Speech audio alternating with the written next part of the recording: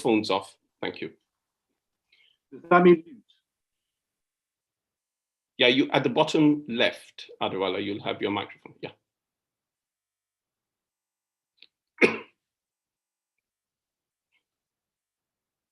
Good afternoon and welcome to the LSE South Asia Center. My name is Nilanjan Sarkar, and I'm delighted to be back with another term of events at our center, all of them being online.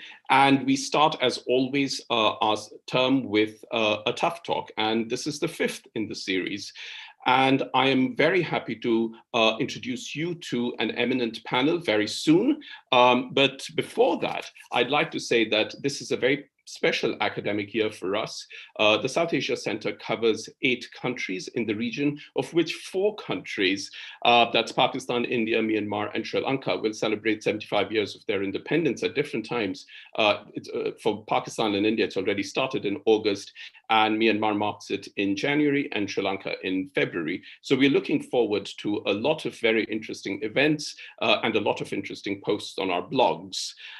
Thank you very much for your interest in this event. There's been a huge number of subscriptions and signups, and I have got a lot of emails asking me a variety of questions, which I hope will get dealt with in the course of today's conversation.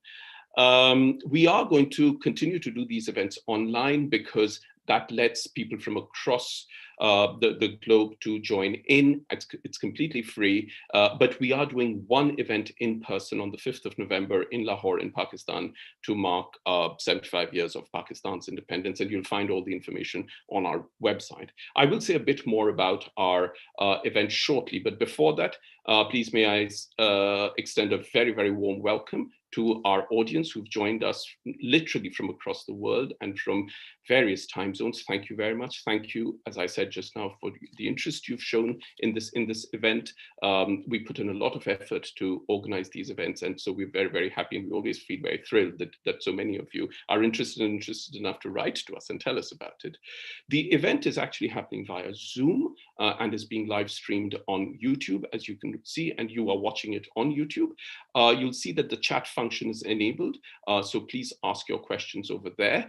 We encourage you to ask questions, and once all the panelists and speakers have made their initial comments, I will bring in your questions, as many of them, and you can ask as many as you want. We will finish exactly after 90 minutes, which is 5 p.m. UK time, so please do keep your questions short and direct. I should mention over here that had this event been happening on site at LSE, members of the audience at LSE have the right to remain anonymous, to not reveal their identity while asking a question for any reason whatsoever. So in keeping as close to that spirit as possible, when I ask questions, I will not be taking the names of the people who have posed the questions on YouTube. Your names may or may not be visible on YouTube, depending on how you've set up your account, but I will not be taking the names that I can see. And the other thing is that I will actually read out the questions verbatim because I don't want to paraphrase questions that have been asked by others. If you are going to tweet, please do tag us at SAsiaLSE. If you want to tag any of the speakers, their Twitter handles are actually given in the details that you can see on your screen at the moment. So please do tag them as well. Now, just a few words about the thought that went into putting this event together when we decided that we were going to do this as our tough talk to start off this academic year. As many of you, if not all of you, would know, that following the recent death of Queen Elizabeth II, there has been a lot of talk about the return of the Kohinoor diamond, the return of the Cullinan diamond, the ask from South Africa, the Kohinoor diamond from not 1, 2, not 3, but 4 countries who have wanted it back. And it has brought center stage for a lot of people who are interested in South Asia with this whole question of the restitution or the return or the repatriation or whatever word you would like to use of various objects that that are in other parts of the world, in museums, in countries that were former colonies and that had colonies formerly. So this question has come up and is very, very raw in the minds of a lot of people, especially on social media as I see it. Now, objects in museums across the world are obviously of various types, and a lot of this, the controversy is not new. Anyone who lives in the United Kingdom will know of the Parthenon friezes in the British Museum and the decades-long conversation that the Greek government has been having with the British Museum to return it. There are the Benin bronzes, about which we will hear today.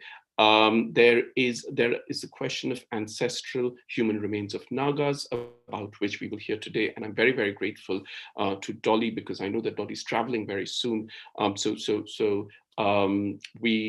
are going to hear about that. And as I just mentioned, there are also the diamonds that are being talked about.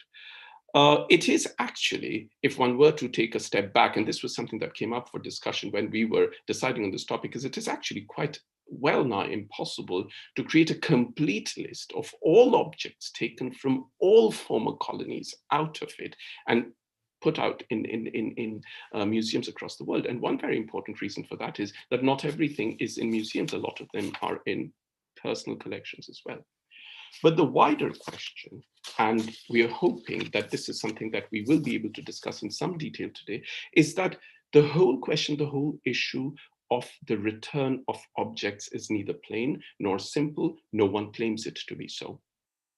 Not least because it is interrelated and intercalated with various other very real, very fundamental, very immediate issues, but also, and it is alongside a lot of other things. There's a question of historical apologies. There's a question of the bringing down of statues, to say nothing about institutions that have been birthed or funded by money that was earned from trading in humans, and etc. So there are a lot of such issues in the past, in history, that are currently being debated, and the return of objects from museums is alongside them.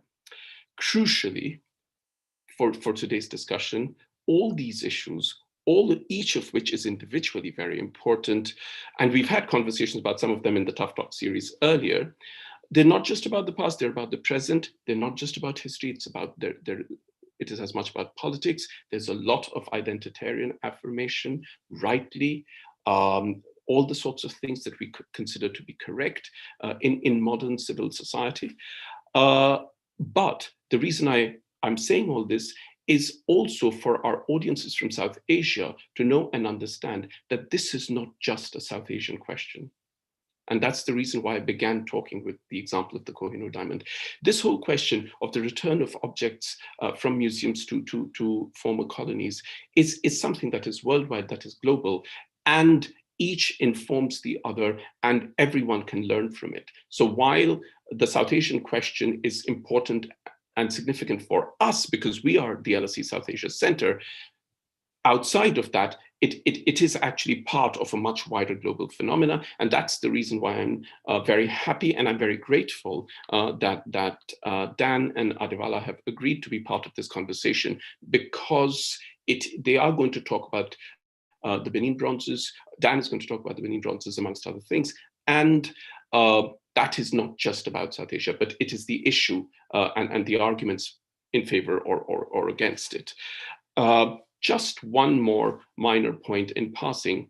We have to, and this becomes one of the most difficult things to decide, we have to create a framework within which we're going to have this discussion. Otherwise, it'll just go all over the place and we won't be able to control it. So one of the things that we are not going to discuss today, even though we all read about it in newspapers and in the media, are objects that have been taken out of countries when the countries are independent, sovereign nation states. They're not colonies.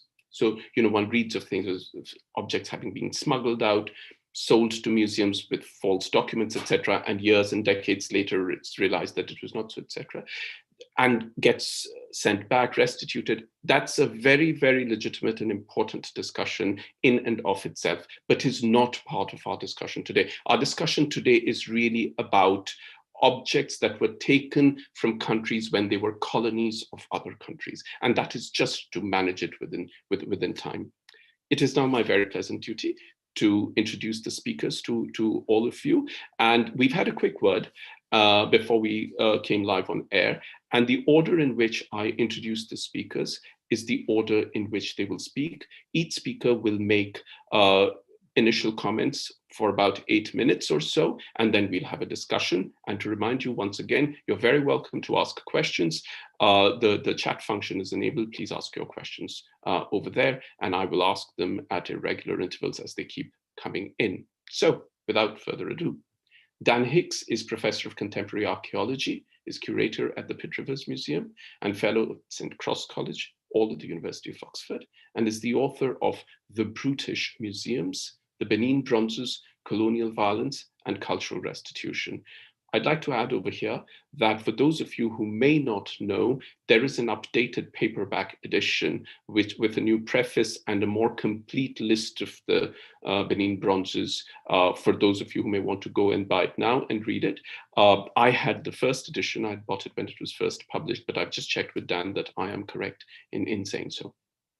After Dan, Dolly Kikon is Senior Lecturer in Anthropology and Development Studies at the University of Melbourne, and is part of the Return, Restore, and Decolonize, that's the RRaD team, to initiate the repatriation of Naga ancestral human remains from the Pitt Rivers Museum to the Naga ancestral homeland, discussed in an article that was published called The Unfinished Business of Colonialism, Naga Ancestral Remains, and the Healing of the Land. That was published in 2022.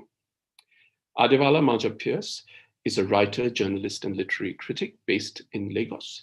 His review essay, Strewn with Loot, in the London Review of Books, engages with the complex questions of cultural restitution, which is part of a review of 2 books, and it is titled Strewn with Loot and was published in 2021.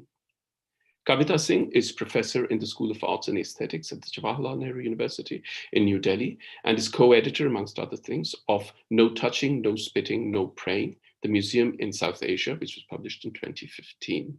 For those of you who are interested in these references, each of these references is mentioned in the bio notes of the screen you're looking at the moment on YouTube. So you'll find all of them there. And with the exception, and Kavita's and Dan's are books, but the 2 other articles are actually available on the internet. You can just Google them and you can read them.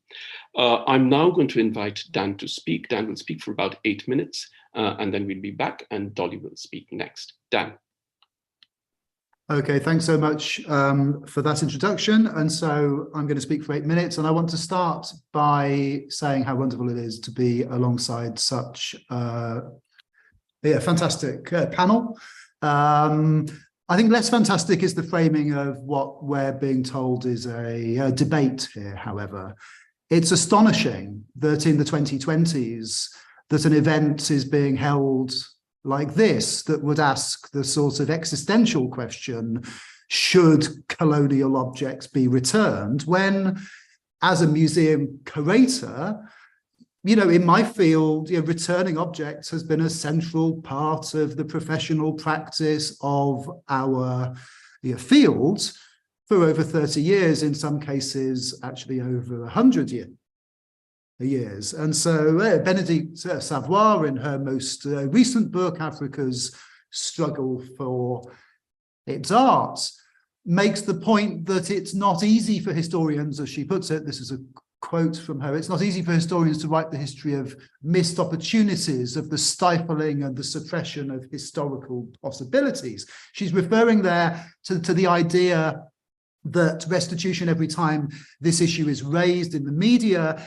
is really discussed as if it's the first time we've had this conversation, even though, of course, the demands, which, of course, form all sorts of different, emerge out of different contexts and relate to very different objects, have been happening for so long, and the pushback has been happening for so long in so many different ways.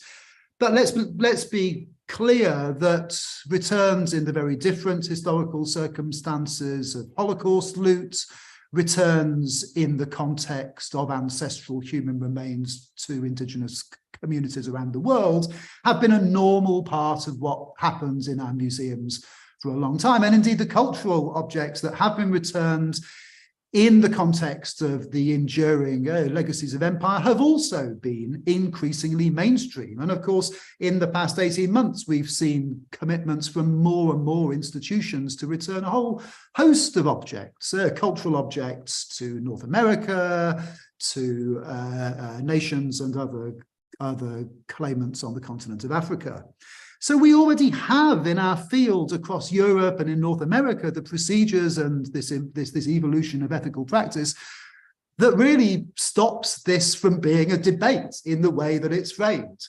Of course, it's case by case. Of course, this is a demand-led, process. This isn't about sending back. It's about the openness to give back when, asked. It's about the highly developed, procedures that have emerged over how, for example, to deal with competing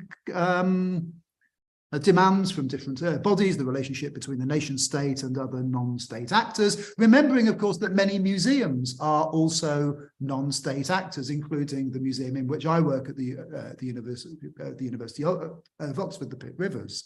So often it's suited the British Museum and the Metropolitan Museum and so many of the richest and most conservative and powerful institutions in these conversations to frame this in both the sort of whataboutism and where will it endism, the slippery slopeism that was implied in some ways in the introduction that we heard, that we need to have a yes or no to should everything be sent back or should nothing be sent back. I mean, that is 30 or 40 years out of date, but also not only is it that we need to push back against that, we need to push back against what is really the issue here, which is that we don't understand what's in our museums.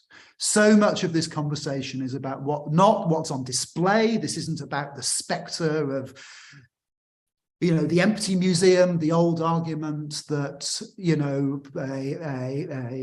a demand for return was somehow an attack upon museums. People want to shut down the British Museum or whatever. This is about the reality that the vast majority of objects that were taken under empire are in boxes that haven't been opened for 100 years. What's on display is the tip of the iceberg. Even in the iconic case of the Benin bronzes, which I was asked to speak about, although I think it's far more interesting as, given the setting, to talk about the Naga context and other Indian contexts, but certainly, not least because we have an esteemed representative here from RRaD and their very important work. But if we're going to talk about the Benin bronzes, let's say that under 100 of the more than 950 objects in the British Museum are on display. We don't even still have a figure for how many. There's about 950 objects that were taken in the expedition of 1897. That's all that we know. We don't even have a list. And that is the scandal. The scandal is that museums do not understand what is in their care. How can they be said to be caring for these objects if they can't even produce a list?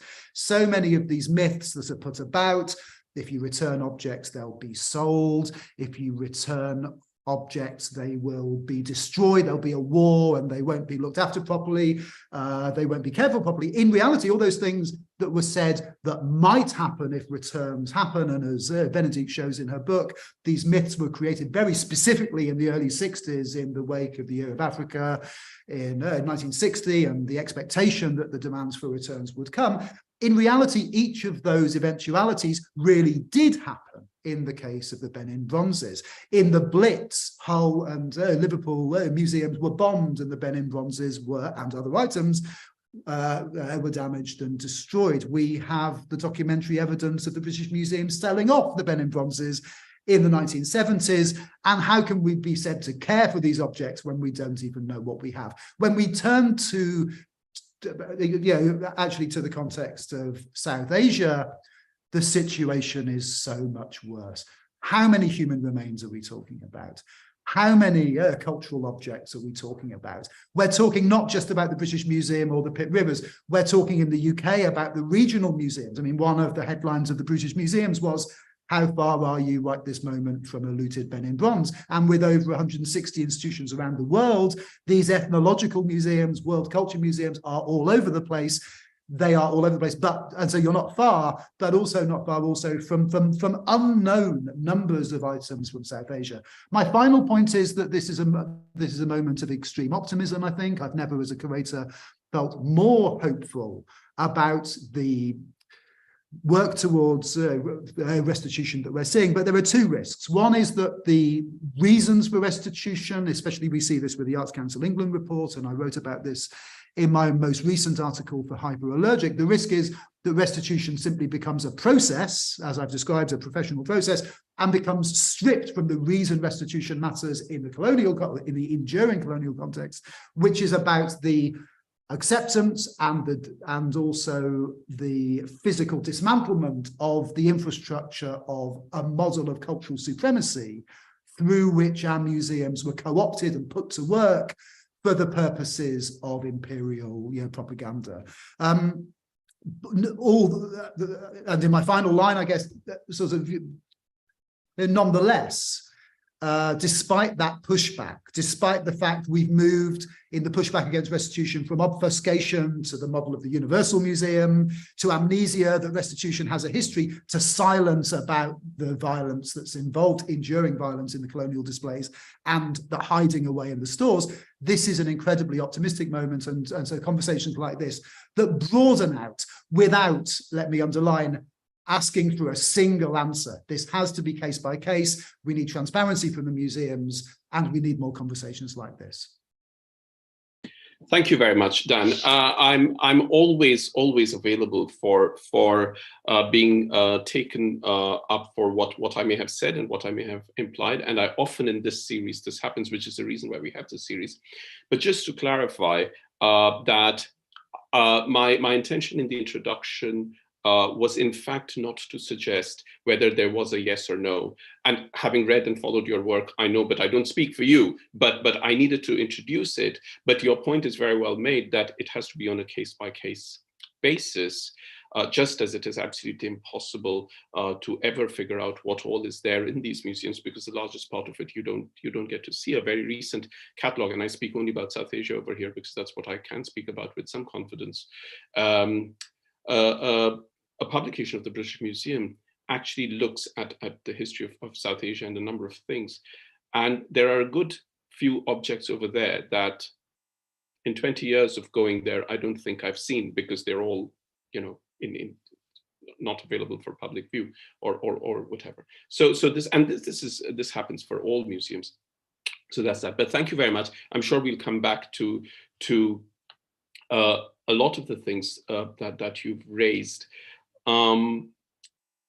May I invite Dolly to speak now? Dolly, I'm just going to read out your introduction again, because some more people have just joined in. So they will know that Dolly Kikon is Senior Lecturer in Anthropology and Development Studies at the University of Melbourne, and is part of the Return, Restore and Decolonise, that's the RRaD team, to initiate the repatriation of Naga Ancestral Human Remains from the Pitt Rivers Museum to the Naga Ancestral Homeland, discussed in the Unfinished Business of Colonialism, Naga Ancestral Remains, and the Healing of the Land. If you can type in that last bit on Google, you'll actually be able to read it. And the connection with Dan was that when I was introducing Dan, for those of you who've joined later, Dan is also curator of Pitt Rivers Museum, and Dolly's work is also in the Pitt Rivers Museum. Dolly, please speak now. You have about 8 minutes. Thank you so much for inviting me for this panel, and hello to all my panelists. I'm I think very honored to be among amazing academics and scholars who are deeply engaged in this process, dealing with decolonization, and also the process of repatriation. I must confess that this is my first participation in an academic panel or a forum in the last 2 years. I think as a member of the Return, Restore and Decolonise Naga team, we have been really, I think, focused on community work. And I think this is where we feel that the work needed to be done. Maybe some background is useful. And so as I bring greetings from the Naga people, from the Forum for Naga Reconciliation, FNR, who are the facilitator for this process, looking at repatriation of our ancestral human remains from the Pitt Rivers Museum Oxford to the Naga ancestral homeland, we are really focused and deeply going through a process of introspection about colonization and the violence that the Naga people, like many of the indigenous communities across South Asia, faced and experienced.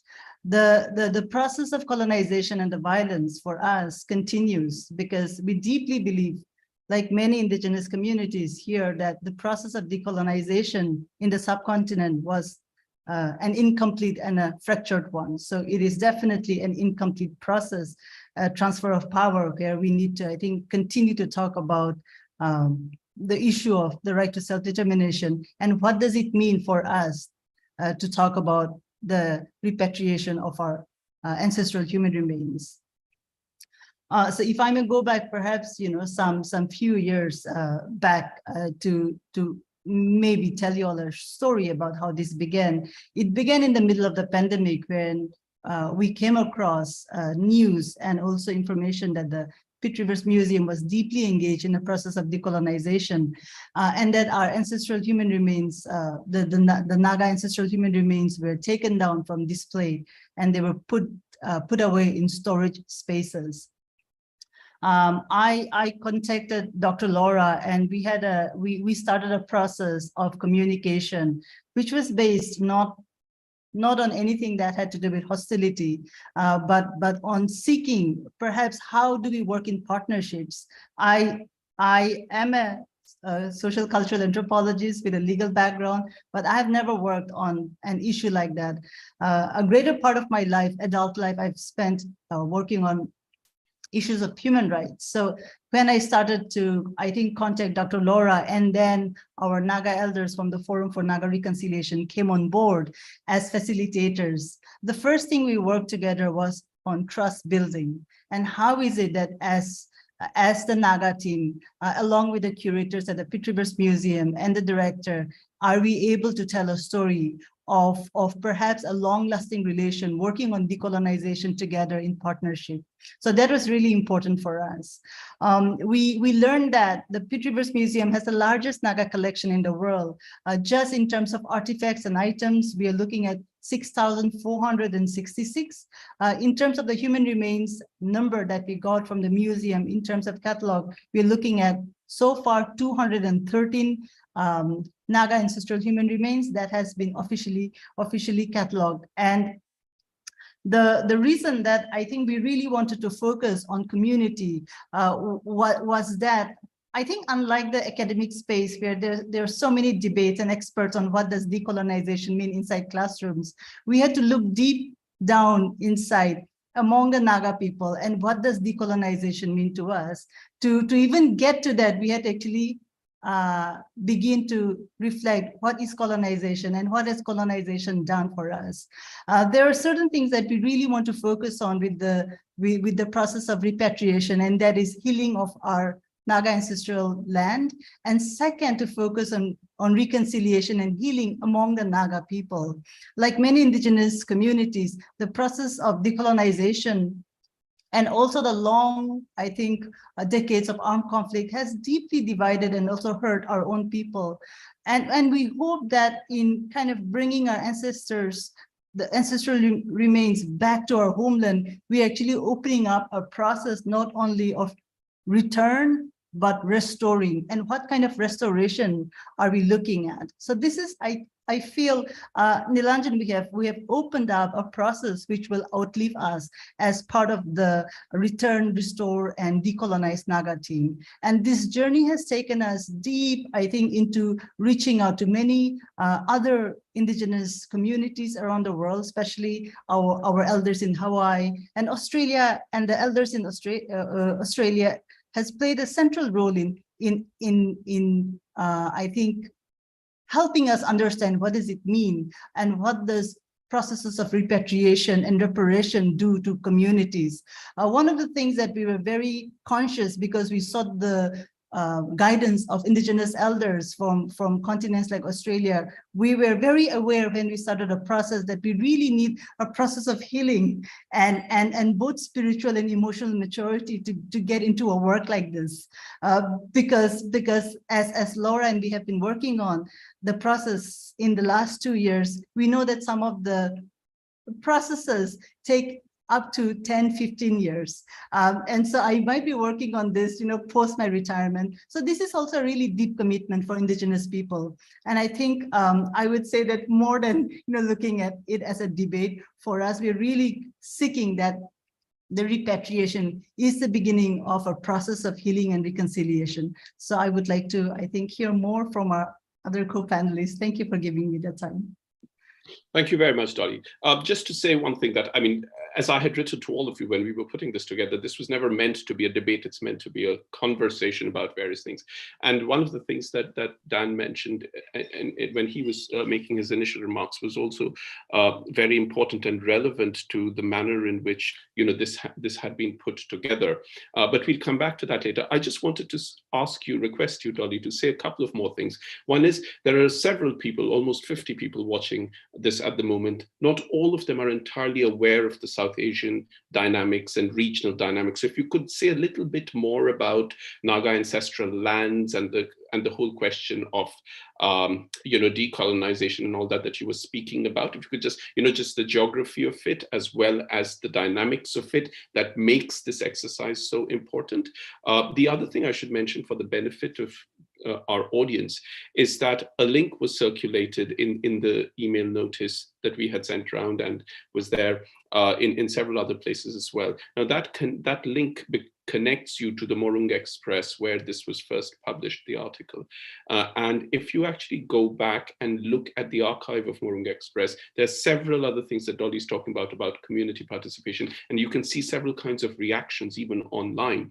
The article has been reprinted in other places, but I intentionally gave the link to the original publication so that people could get to that over there. But Dolly, could you just say a bit more about that bit that you were talking about, especially about Naga ancestral lands and its and the context in which this restoration is going to the geographical context in which this restoration is going to happen? That's one. The other thing was that I was hoping if you'd say just a bit more about what exactly you are hoping will happen in terms of restoration of the ancestral remains, like what will happen as we all hope, when this is successful and they arrive over there. Has there been any conversation in the community from the perspective of what will happen then, or are all your energies at the moment focused on getting it started from this end at the moment? Yeah. Thank you for the questions, Nilanjan. So the Naga people are a transnational indigenous community. In India, they live in northeastern region of India. There's a state called the State of Nagaland, and that was the outcome of a political negotiation that started in 1960 between a Naga negotiating group and the government of India. So it led to the formation of Nagaland. But besides the state of Nagaland, the Naga people live in the state of Assam, Arunachal Pradesh, and Manipur.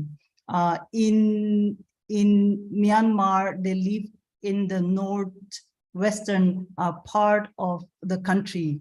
And so if you look at it, we have a very strong transnational history to that. And the Naga people, like many indigenous people, were really divided at the time of, demarcating colonial boundaries. So the second part of your question about what is the process, what has been the process for us, it's we have had this conversation since 2020, and the first thing that we did among the Naga team and also with our amazing colleagues at the Pitt Rivers Museum was actually trust and trust building. So we worked for a long time on what were the common grounds and how do we work on this together. And so it was by a collective decision that this year, maybe by spring, we would go public with what has happened. And so that's when the article that my colleague, Dr. Arkotong Longkamer, and I wrote. He's an anthropologist at Edinburgh University, and he works very closely with the Pitt Rivers Museum on non-human remains, artifacts, and material culture. We wrote that article, and that was kind of the wrapping up of phase 1. So throughout the pandemic, what we did was that we went to Naga elders. It was an intergenerational group where we were asking them about the process and what is it that they would like to say about the Naga ancestral human remains. It was all documented, it was all recorded. Right now, at the moment, we are in the second phase of the process. And it's exactly the question that you asked, like, what do we do? You know, what is restoration? And as part of the, I think, Return, Restore, and Decolonize Naga team, we don't want to give them leading questions. And we wanted to make sure from the beginning that this was community-led. And this was led by the Naga people on the ground thinking about the process and what this looks like. Some of the Naga human remains are so clearly categorized and defined by the name of villages, the names, and we can even trace their grandchildren. So it's as clear as that in some, in some of the catalogs that we have seen. So, like I said, this is phase 2 for us, and we are going to schools, we are going to colleges, we're going to communities, to cultural associations. We are having conversations with members of the church. The church plays an important role in the Naga world, and also at the same time for communities and for individuals who continue to hold indigenous beliefs and the indigenous spiritual world.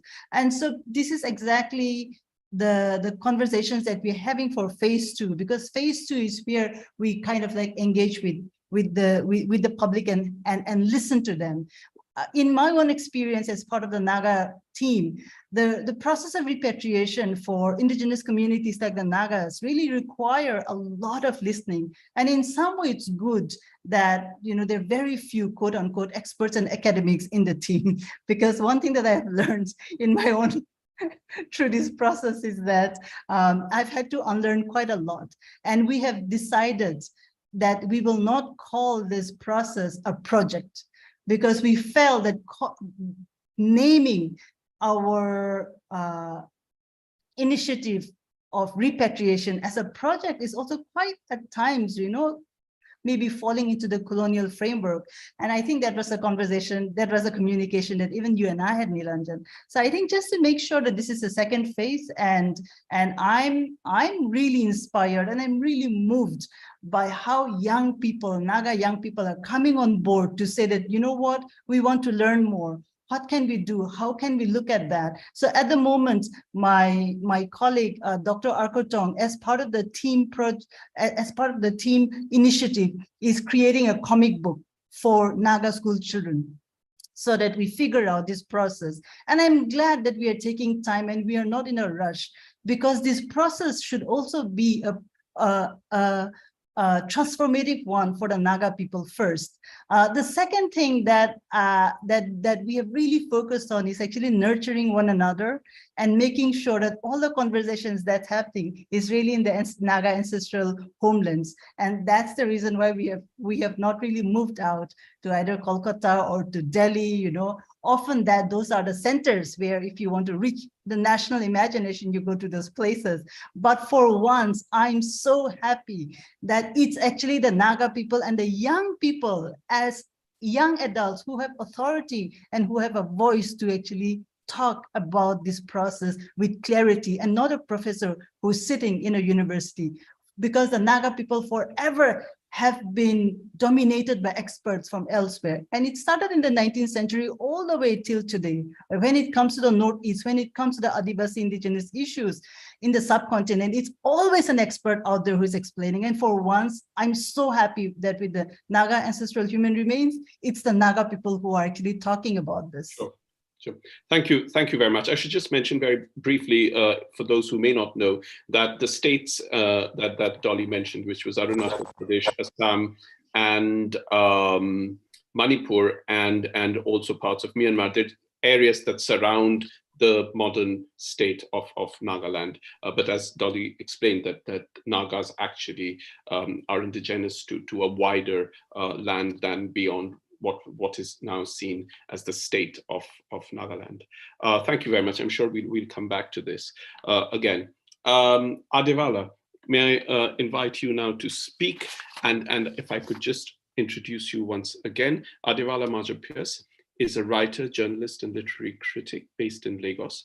His review essay, Strewn with Loot, which was published in 2021 in the London Review of Books, engages with the complex question of cultural restitution. And when I first wrote to Adevala to ask if he would be interested in participating in this discussion, one of the reasons that I had mentioned in my email was the fact that along with writing a review essay of 2 books dealing with the Benin bronzes, Adevala had also included reactions and opinions and his own views about other possible issues that come up in the context and in the process of returning of objects of restitution. Restitution is actually a word that Dan uses in the subtitle of his book. So Adevala, I'm going to invite you now. Just before that, Dolly, I will come back to you over the question of the use of the word project, because, and thank you for correcting me. It's a very, very important point, because there are also, the points that Dan was raising, they actually expand in all directions when you have as complex a civilization as you have in South Asia. So, you know, my research is on 14th century manuscripts that came from northern India and are in the British Museum. And there is only one copy of that manuscript on which I did my PhD a long, long time ago. So the whole question of, you know, the use of the word project as a colonial category has also been in the conversation for a very long time, and has ups and downs and pros and cons. It's also very interesting how easily our tongue slips into using these sorts of words when we are trying to talk about those things. But I stand corrected in what you had said at that time. But Adevala, may I invite you now? Well, good afternoon, my fellow participants. I really don't have much concern that the Benin bronzes, let's say, in the British Museum will be returned. The argument is one. In fact, my trepidation is that they may be sent back too quickly. Why? Look, there's no such thing as the Benin Kingdom, which was destroyed. Benin City is the capital of one of Nigeria's 36 states. The political authority is the government. The Oba is another Nigerian citizen. Now, the Oba wanted the governor to build him a museum so he could put his Benin bronzes in them. Well, the governor first agreed and then perhaps wondered why public money should be paid to a private citizen to build a museum. And said that, well, he's going to support a trust that wants to build an independent museum. Whereupon the Oba appealed to the Nigerian Federal Minister of Culture if they can help him look after his bronzes until such a time as he can build a museum. You know, I hardly know where to begin when I talk about not just the federal government of Nigeria, but our Ministry of Culture. I mean, look, not to put too fine a point, Nigeria is a mafia state. We claim to have the third largest collection of Benin bronzes in the world, thanks to an Englishman in the 50s. They're supposed to be at the museum in Lagos. I haven't seen them. They're supposed to be in the basement, but really, I wonder. Because I can tell you something. The last Benin had sold for $10 million, right? 2 years ago.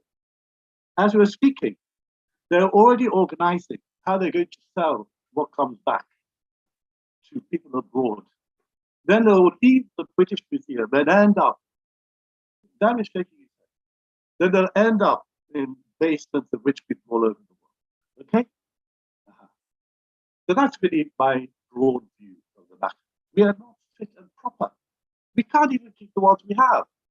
I've been to museums. How many? Dan will give you the figures. We have 24 maybe museums all under the federal government.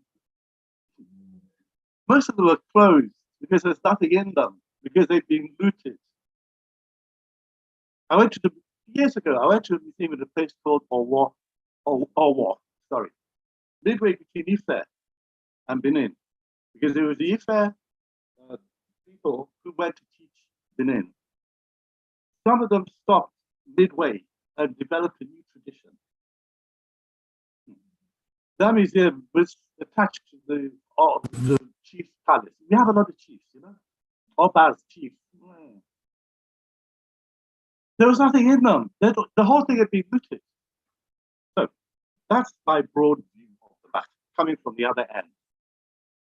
As for the British Museum, as for the British, look, the English, I should say, they're having their problems right now because of this long withdrawal of empire.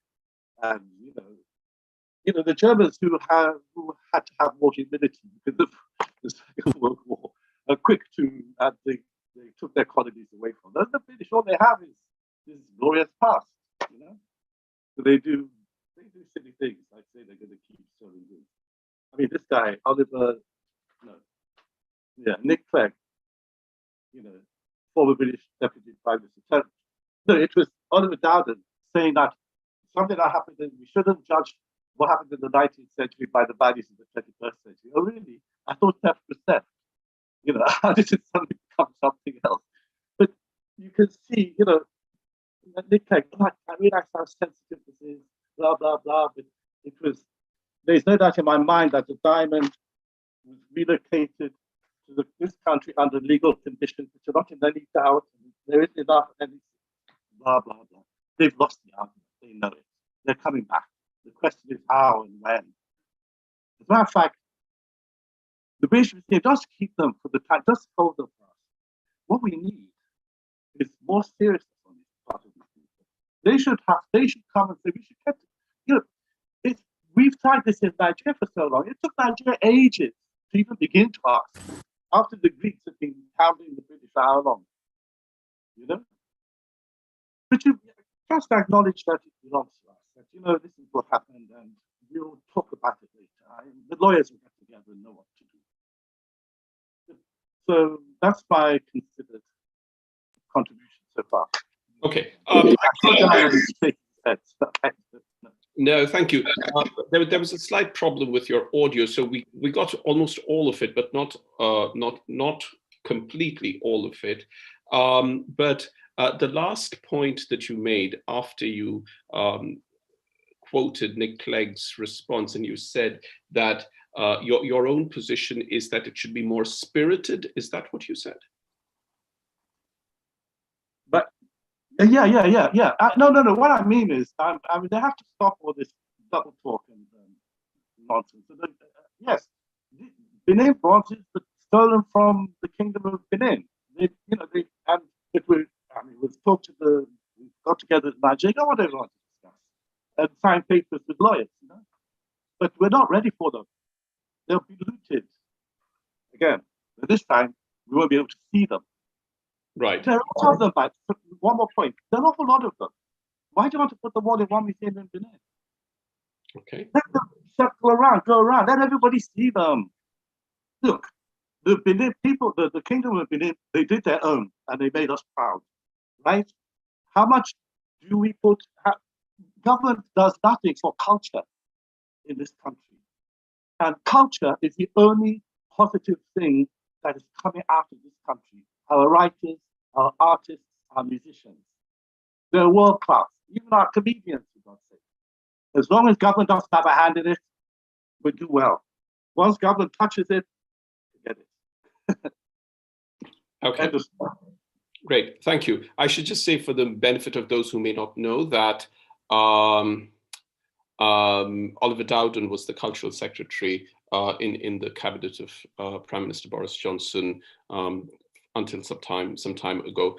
Dan, I'm going to give you a chance to respond, but if we could just hear Kavita's initial remarks, and then I'll bring you in to speak about these things. Yeah, Kavita, you should be able to share your PowerPoint. There's a brief PowerPoint that you're going to use. Yeah. Whoops. Are you seeing my PowerPoint, or are you seeing my entire life on the screen? No, we're seeing your PowerPoint. Yeah, it's fine. That's great. That's great. Okay. Thank you very much. It's been a fascinating session so far. I'm really grateful to Nilanjan for asking me to speak here. I don't think Nilanjan will be quite as happy, because it turns out, as I'm listening to his introductory remarks, that I'm speaking about exactly what he said we will not be speaking about today. So I hope the reason why I'm doing that, Nilanjan, will become a little clearer by the time I'm through. I want to focus on the issues that confront India in the matters of repatriation and the debate surrounding it.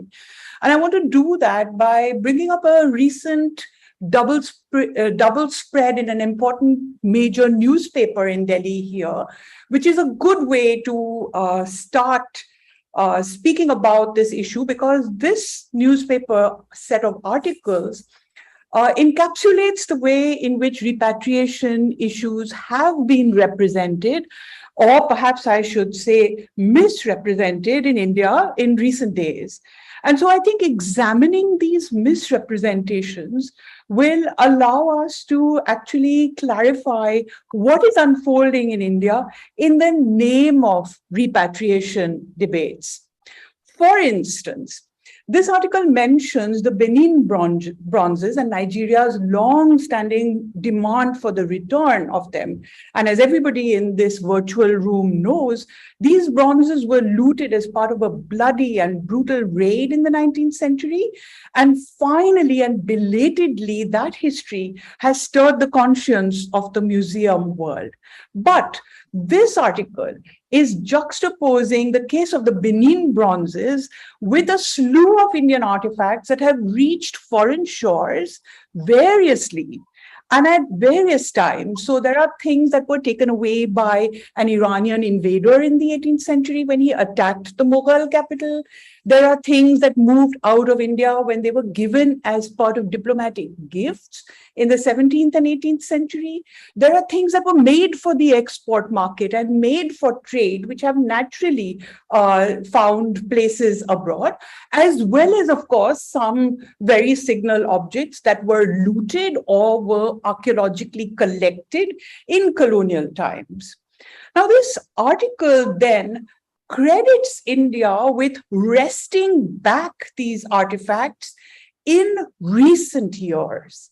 And for recent years, we actually have to, in India, read the current Modi government, about whose repatriation efforts, a kind of a perception is systematically being built up in the press. So you witness this slew of articles that credits Prime Minister Narendra Modi with actively pursuing the return of cultural treasures, including those that were forcibly taken away by colonialists over the years. In fact, India has never mounted a systematic campaign for the return of archaeological artifacts that were carried away in the colonial period. I don't have the time to go into the whys and why nots of this right now. Maybe we can talk about it in the discussion. But one of the factors that probably made the issue less urgent for India is the sheer wealth of cultural treasures that remain in the country and the huge challenge that we face in taking care of them. Now, in 1970, the UNESCO framed a convention on cultural property, and member states of UNESCO who ratified this convention agreed that from now on they would not participate in the removal of artworks out of countries that had laws that prohibit their export. So they won't illegally take things out of a country that doesn't want to lose its cultural objects. But the convention that UNESCO passed was prospective. It was not retrospective. And under it, all the objects that were removed before 1970 were exempt from this scrutiny or this return. And in fact, this then had the effect of protecting all the colonial era transfers, even up to the relatively recent African decolonizations, right? Now, India ratified this convention, and the returns that are lauded in this slide are all related to artifacts that were stolen from independent India from the 1970s onwards. And despite the spin that has been put on them, they are not part of a push to undo the depredations of the colonial past. India framed its own act called the Antiquities and Art Treasures Act in 1970, which illegalized the export of artworks and antiquities that were more than 100 years old. But it's an open secret that Indian art owners fed a steady stream of artifacts into the international art market through the 1970s, 80s, 90s, and beyond. And amazingly, no governmental apparatus was set up to track down this illicit trafficking.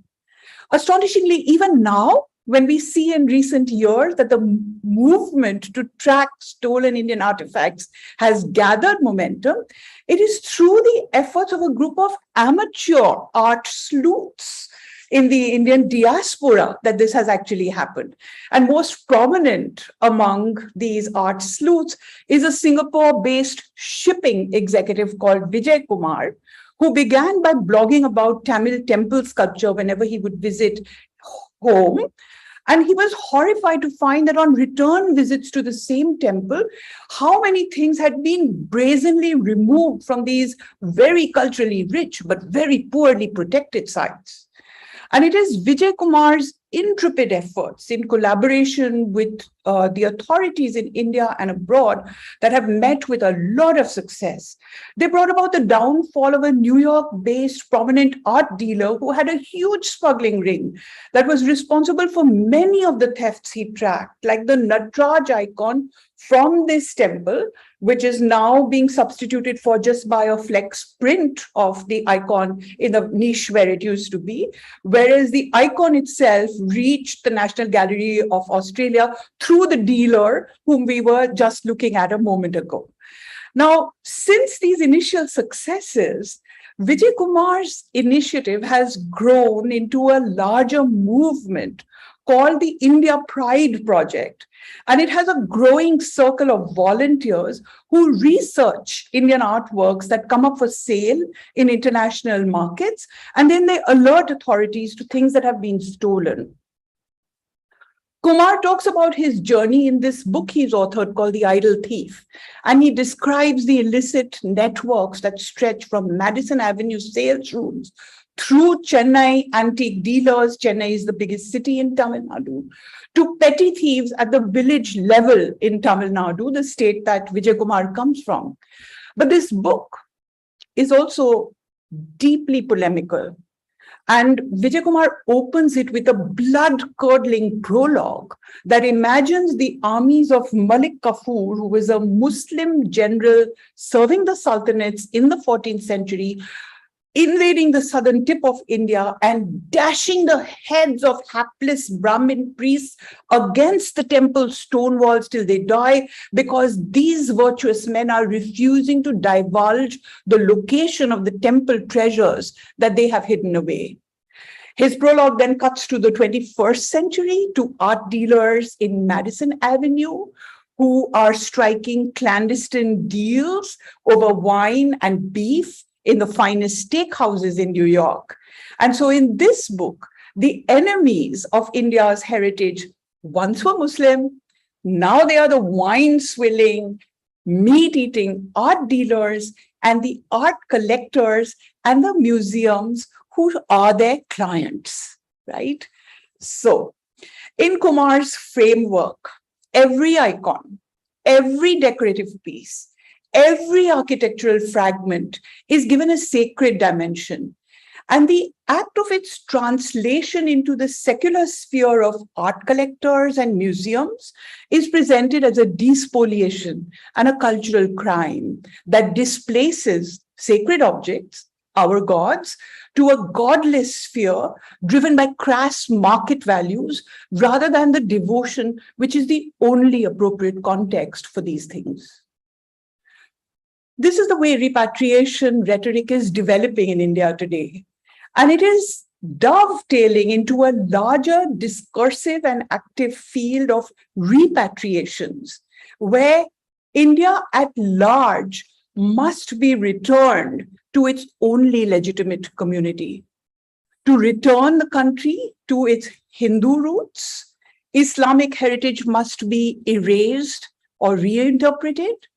A 12th century mosque whose arcades were built of temple spolia as a sign of conquest must again be worshipped as a home of Hindu gods.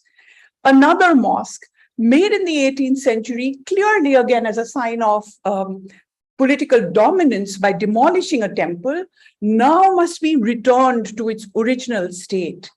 And even the Taj Mahal has not been spared in this overwriting of history, but is said to have been originally a Hindu temple called the Tejo Mahalaya. So to conclude my remarks today, most discussions about repatriation actually revolve around the willful amnesia of the former colonizers and the frail memories of the formerly colonized. And repatriation demands traditionally are thought of as speaking truth to power, pointing to the inequities of the past. But sometimes when we find too much moral clarity in a discourse, it can be a sign of oversimplification. It's a black and white universe where there are villains and there are heroes, and who is what is always clear. And this cannot be the case in the real world, where repatriation demands are made by and made of actors who have complex motivations. And they are also made from a complex ground where politics other than anti-colonialism or decolonization are at play, as we see in India today, where we have to tread very carefully to understand the many refractions of the idea of justice, where restitution can easily slide into retribution. Minority discourses are appropriated by majoritarian forces to insist upon a cycle of returns that I fear is going to just leave us all crushed beneath its wheels. Thank you very much, Kavita.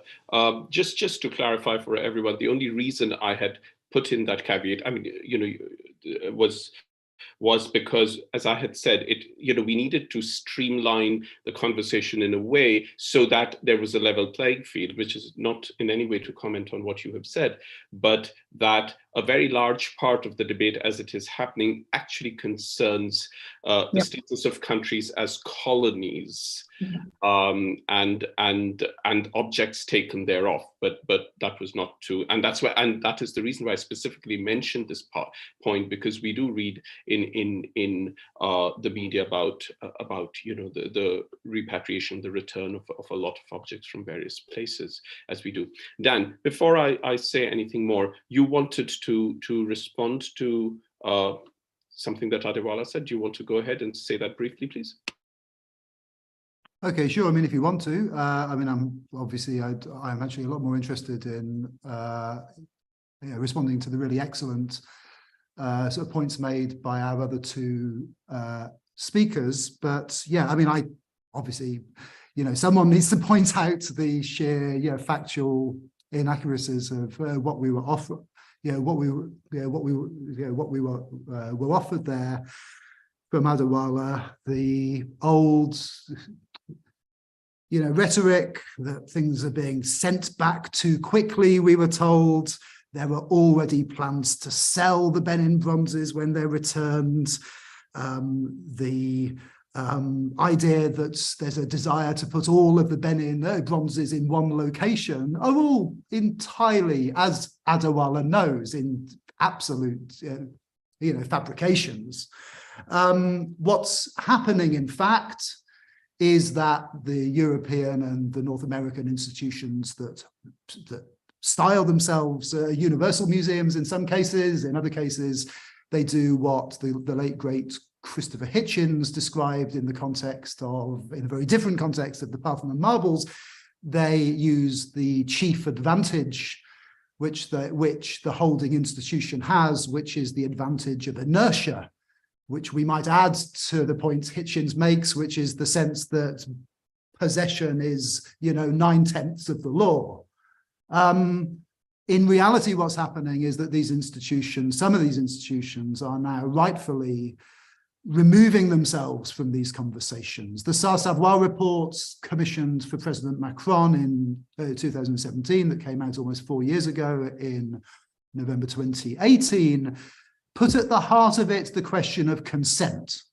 And consent is not only, as we learn from Savoir, the question of consent at the time. Were these items taken or bought or sold or removed with the consent of their owners? Were they indeed inalienable objects that could not ever have been given in any rightful way, but consent in the present, consent for the rightful owners in the present to have control over where they are. In reality, as Adewale knows, restitution in the case of the Benin bronzes is one at the moment of the signing over of the legal ownership of these items, and then a Nigerian conversation between all of the actors he mentioned, the governor and the Oba and his court and the nation state, and indeed a wider the cultural conversation, which of course is what happens in all of the positive cases of restitution, to argue against restitution because there is a difference of opinion among Nigerians over exactly what the route might be, even though, of course, in reality, there is now at this point consensus as to what the next steps will be. Simply repeats that old idea that the rightful that the people who should stand as the judge and the jury for these issues are people like me, or my colleagues at the British Museum, or the Culture Minister, Oliver Dowden, whoever you mention. This is not the point. It isn't a problem for there to be a conversation within Nigeria about what to do next. The point is, this is time fundamentally to remove the control of that conversation, of the process, from the curators like me and others who work in these institutions. We can start that through transparency and opening up the facts, but these issues do not stand in the way of restitution. In fact, they start a conversation that could last for another 125 years, which is precisely why returns are so important. So it was incredibly disappointing to hear such an account which has got so many, basic holes in it, and which, of course, we did not address the South Asian context, which is, of course, what we're talking about in this conversation. So I was really disappointed. I'm going to give Adewale a chance to respond to what you've said, but before that, did you want to say anything about what Dolly and what Kavita said very briefly, so we can then go around and ask everyone to speak? Yeah. Yes, of course. And so the points made in the last presentation over 1972 and so forth are incredibly important. The points made about the importance of the Naga work that's happened at the Pitt Rivers and is expanding out elsewhere is exactly what we need to see, case by case work. The building of the claims, the building of the historical circumstances, the understanding of the meaning of these objects in the present, the different actors involved. This is not in any way something for debate. It isn't something controversial. It isn't a difficult heritage. It isn't contentious heritage. It is professional practice. And instead, what we're seeing is simply, against those arguments that we heard so eloquently expressed, an old argument between the past and the present. I have no desire to debate with ideas invented by civil servants 70 years ago or 60 years ago. Far more interesting. It's entirely irrelevant. What's interesting are the voices we heard in the final two presentations, which are so much examples of, well, indeed, there is a gendered side to this as well. What some are calling not the repatriation, but the rematriation, of objects. Who is having these conversations? Who's in charge of these? It should not anymore be in these institutions that are these legacy institutions of the heteronormative, the cis masculine, the patriarchal, the corporate, colonial, the militarist institutions of racial capitalism, of carceral capitalism, of extractive colonialism. It's time for people like me to remove ourselves from these conversations and, of course, fundamentally engender and support the conversations among, those outside of these elite institutions to have a conversation about what should happen next. So I really welcome those final two conversations. Sure. Thank you very much. Could I just say, for the benefit of the audience, once again, that if you would like to ask a question, please do feel free to ask that through the chat function, and we can post them. We have about 20 minutes, a little less than 20 minutes to go for this. And just one very quick clarification from you, Dan. I mean, it's one thing to say that you are very keen to be part of and to be an enabler of these conversations, etc. But there is also the whole question of the actual physical, return, repatriation, restitution of these objects. And your point is very well made, that this may well take decades and decades more and ahead. A point that Dolly made as well, that this is only the beginning of a process, and you have absolutely no idea how long it will take to realize it and make it. No, absolutely. I mean, the idea that in the case of the Benin bronzes, they might be sent back too quickly when there has been the first objects were returned in as early as 1938 from the British Museum, is obviously absurd. What I'm saying will take time is a conversation, because objects have life histories. They continue to be debated. That's why they're important. They're important for sovereignty. They're important for as items that relate to traditional belief. They're important in terms of what the British did with art and culture in relation to this very specific time period between the middle of the 19th century and the early part of the 20th century, the taking of objects in order to undertake an enduring sort of a desecration, but also a removal of culture from the so-called South, into the northern hemisphere institutions.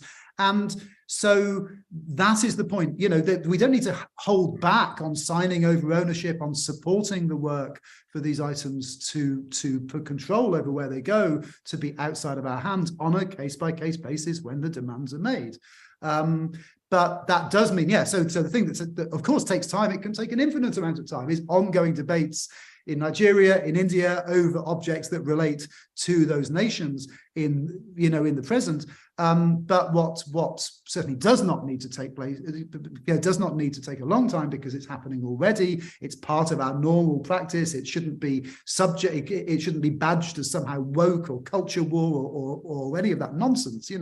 This is we're doing our job. The role of the curator in all aspects is completely different now to what it was actually 30 years ago. We're not in the history of the world in 100 objects anymore. This is not an acceptable model. We're into co-curation. We're into the giving up of the control over these processes. We have to be, because we're recognizing that these are legacy colonial institutions. Colonialism continues in our so-called world culture museums. Sure. Your point is well made from your side. There are some questions, some of which actually, to be honest, to be honest to Dan, he has answered in the course of what he has said, some of the questions that are coming in, but we will post them very briefly.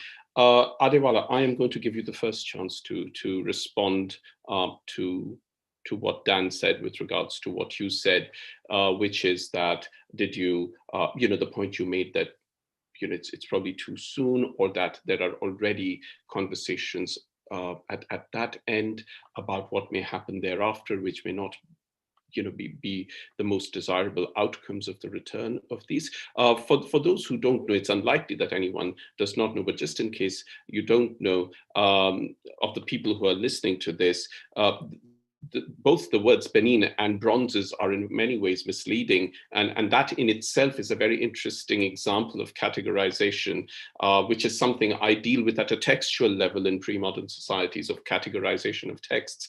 But the Benin bronzes, as Adewale said very eloquently, is not part of the modern nation of Benin, and they're in fact not bronzes, and they were never bronzes to start with.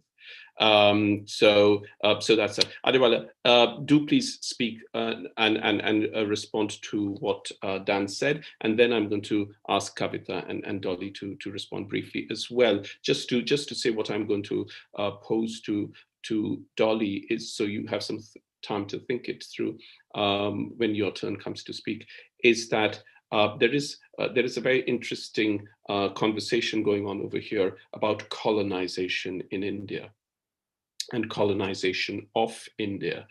And I would be very interested to know, since you have been working so much with the communities, so I'm not asking singularly for your opinion, but what your understanding is of the imagination of the Naga ancestral homelands in this whole context, and also in the wider debate of what happens in relation to other things. I should say something that in Dan's opening remarks, he used a phrase not everyone easily follows it these days. He said ethnological museums. It does refer to a very specific kind of thing. Those of you who haven't been to the Pitt Rivers Museum, you must know that Dan is referring to a very particular kind. The Pitt Rivers Museum is not like walking into many other museums that you would more easily walk into.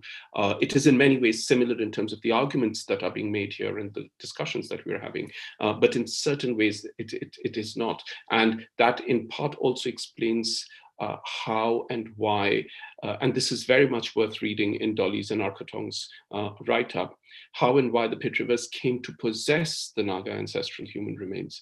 That in itself is, it's not something that all museums necessarily possess. But Adewale, please speak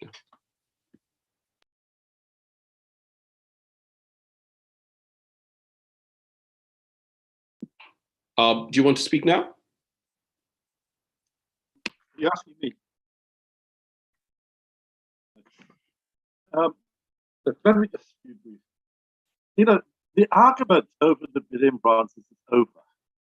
It's just a few Cambridge-educated old men deceiving themselves. That's the first thing.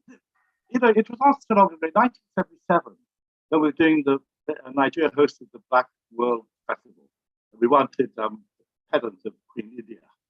And we were told that, no way, blah, blah. It's changed very quickly. People are doubting it. That's the first thing I was saying. So from that end, I'm not really worried. They belong to us, they'll come back. But where are you sending these things to? When I say Nigeria is a mafia state, I'm not sort of just saying it like that. We are terribly irresponsible. What passes for government is the Godfather film. Do you know the levels of theft in this country? The irresponsibility about the small cabal that we've allowed to rule us and steal without conscience. We talk about the Benin bronzes. All our oil money has gone to UK. All our oil money. We're the biggest exporter of crude oil in Africa, and we're the biggest importer of refined. Because the people who are exporting the crude are importing the refined. So, I mean, please, sit down in your English university if you're talking English. I'm talking about what's on ground. Okay?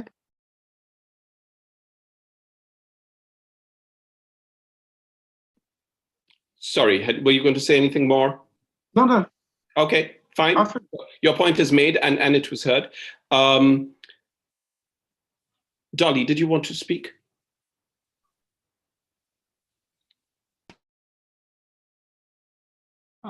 Thank you. Nilanjan. So I'm well, I'm listening to my co-panelists and I'm learning. I think part of the return, restore, and decolonize teams, I would say, you know, vision is also to learn to listen, and I think that's what I'm doing. It's a long process, and you asked me about the Naga ancestral homelands. These are the places where the Naga people belong and where they live. They have historical ties to the forest, to the land, to the rivers. And it's very difficult, Nilanjan, to have this kind of conversations in India, you know, given how marginalized the indigenous Adivasi voice has been, including the Dalits.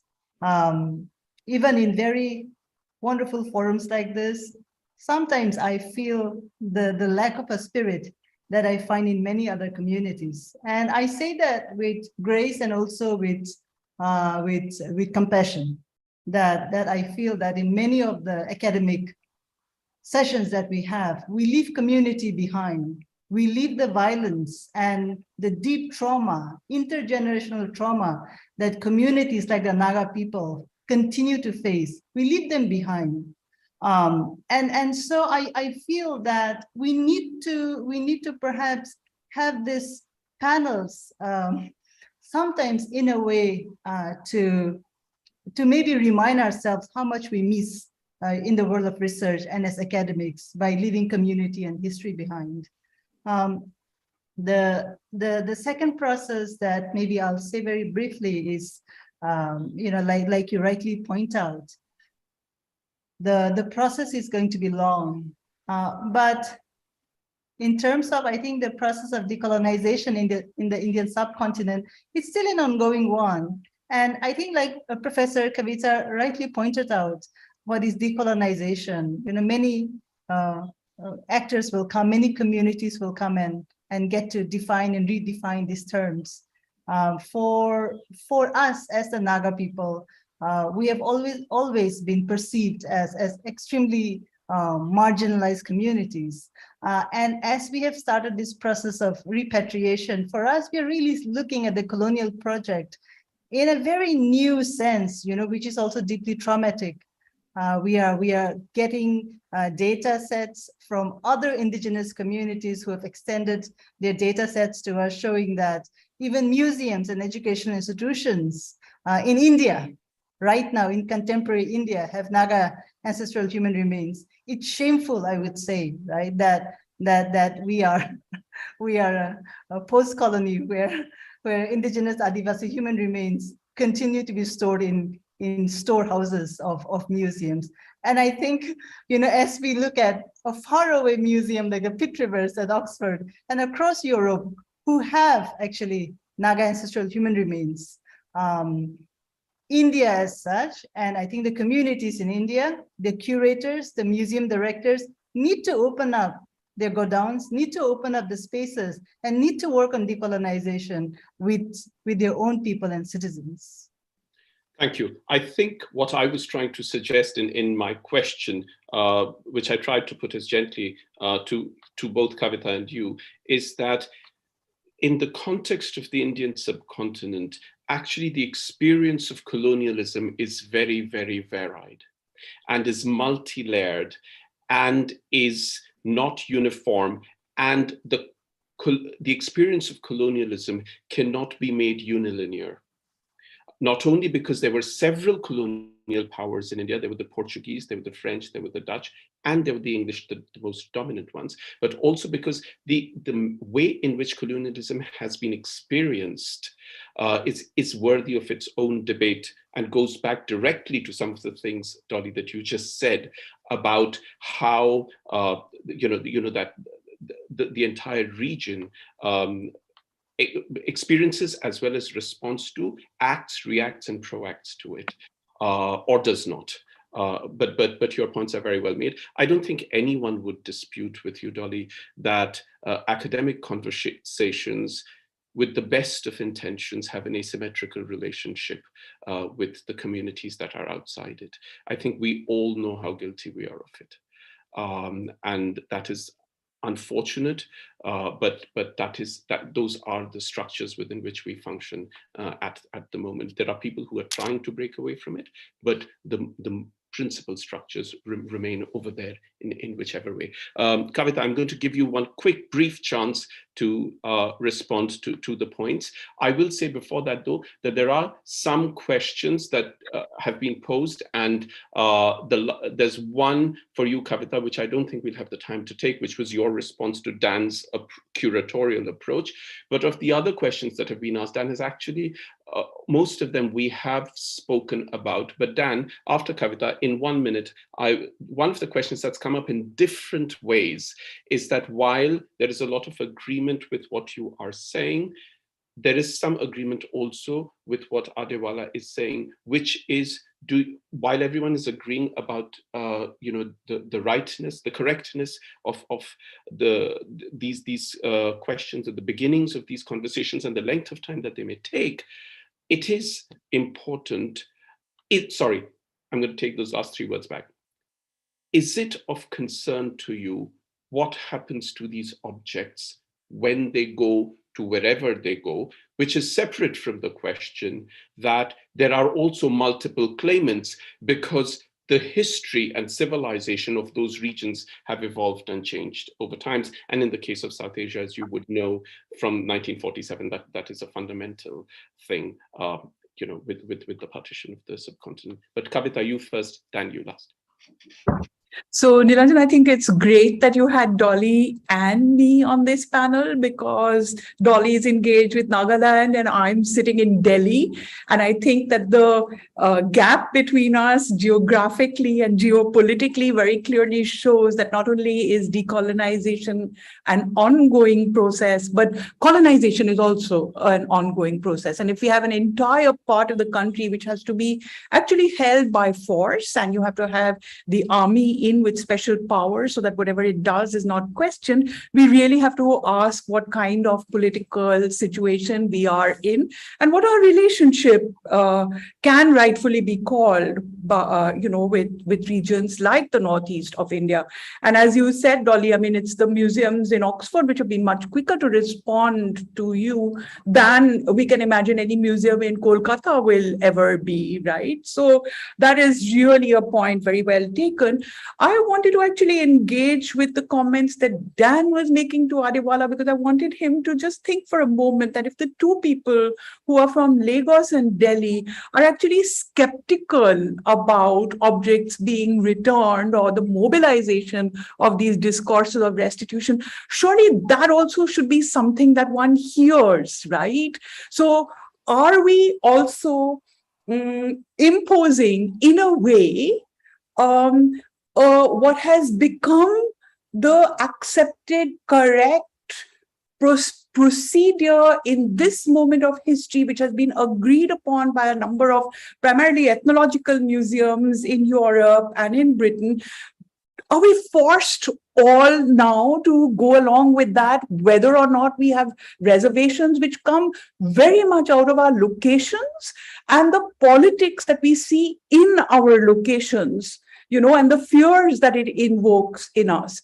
So is that also not a form of control? You said you wanted to give up control over the fate of these objects, but isn't willing repatriation at a particular point when there are doubters also a form of wishing to continue to shape their life stories of these objects as they go into a future?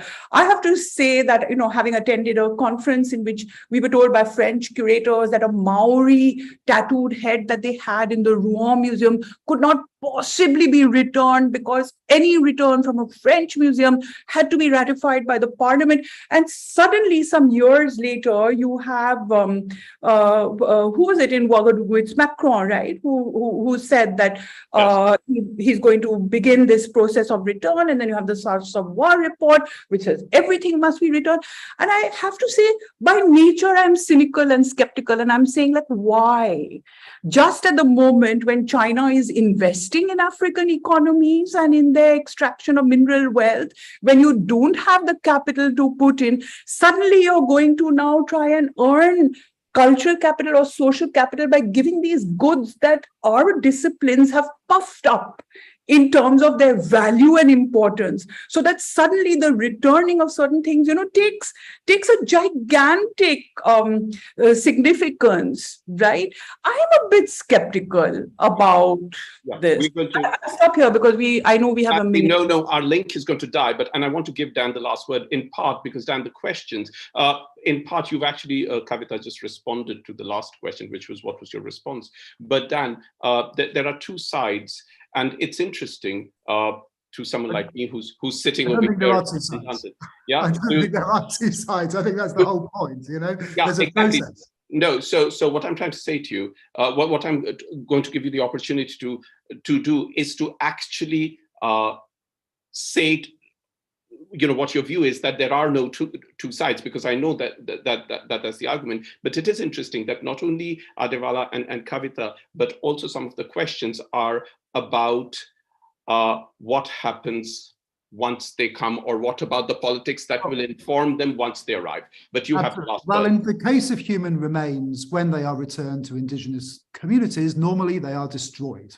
They are buried and they are given a respectful, end of their life. It depends, obviously, across culturally, there are many societies that have no interest in the restitution of human remains. There are certain societies and cultures for which that's incredibly important.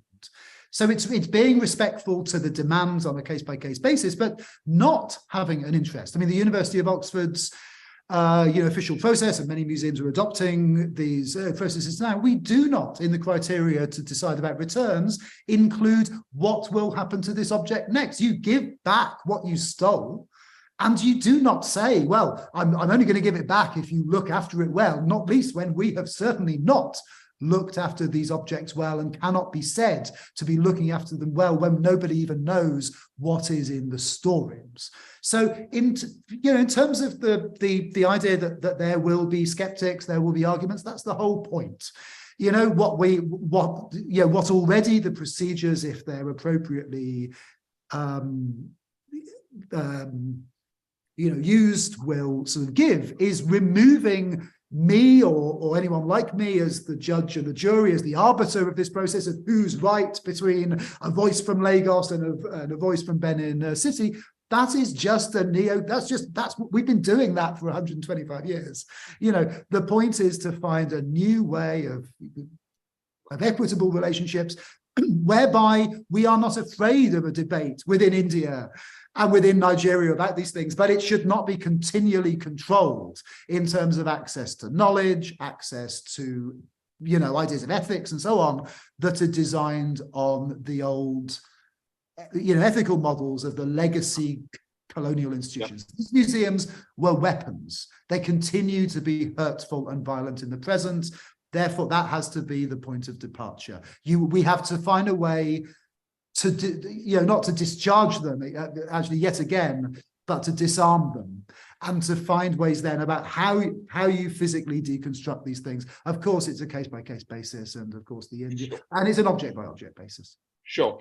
Thank you. I'm sorry I've had to rush this because we are really going to disappear all of a sudden. I do want to make one very important point, if I can get my voice in, is that the conversation and the questions that have been coming about what may happen to objects once they're returned did not concern human ancestral remains. They were about other objects. But Dan, that's a point you've made, which is about, because I think the whole question of human ancestral remains, and those of you who've visited the Pitt Rivers Museum would know that it's not just Naga human ancestral remains. Well, it's the same for Nazi looted art, though. Obviously, I mean, I'm old enough to remember when the argument against restituting Nazi loot was that, well, if you give back someone their painting, then it won't be on display in a museum and no one will see it. Of course, that argument is long lost. Sure. Why is it different in the context of an African claimant, an Indian claimant, and so on? So they're the questions that we ethically have to deal with in the present. Sure. Of course, the same for art, exactly the same as for human remains, not least because many of the items in an African context not only represent ancestors, they constitute ancestors in a very real way, even though they're artworks, not skulls. Sure. Okay. We've got to stop here. So Dan Hicks, Dolly Kikon, Adewale Maja-Pierce, Kavita Singh, thank you very much. I always end all these events by saying that for all the animation that we have in these conversations, we could not have had this conversation unless each of you individually had given your time, your intellect, your expertise, and your opinion, for all of which we are very grateful to you. Thank you and goodbye. Bye-bye.